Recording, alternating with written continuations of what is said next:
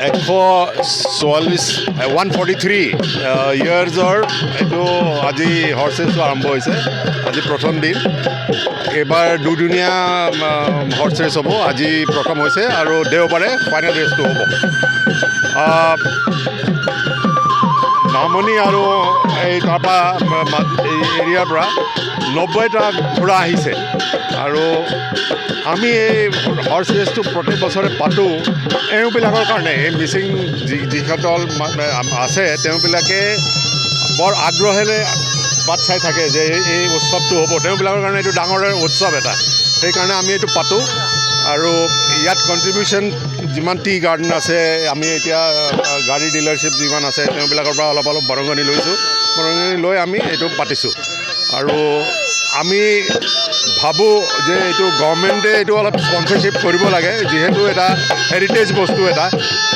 আৰু বেলেগ ষ্টেটত কৰিছে, মণিপুৰত কৰিছে। মণিপুৰত পল' হয়, পল'টো মণিপুৰ গভৰ্ণমেণ্টে স্পনচাৰ কৰিছে। আমি ভাবোঁ যে টুৰিজিমৰ কাৰণে এইটো এটা ভাল পদক্ষেপ হ'ব। গভৰ্ণমেণ্টে এইটো এটা মানে ল'ব লাগে।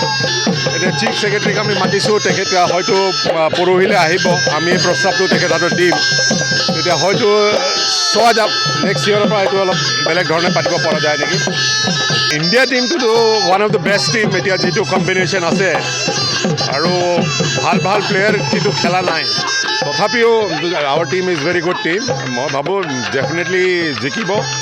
কিন্তু মই ভাবিছিলোঁ চাউথ আফ্ৰিকাই জিকিব লাগিছিলে। If it was the match between South Africa and India final, সেইটো অলপ মানে বহুত ইণ্টাৰেষ্টিং হ'লহেঁতেন।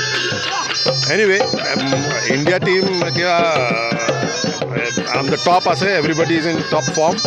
ত' মই 99% ভাবোঁ যে ইণ্ডিয়া জিকিব। কিন্তু দুই এজন বেটছমেন আছে, তেওঁবিলাকক বাৰে ট্ৰাই কৰা হৈছে। নট অমিত শৰ্মাৰ কথা হৈছে। So anyway, I don't think he will be playing in the final 11. So let us see. India will win.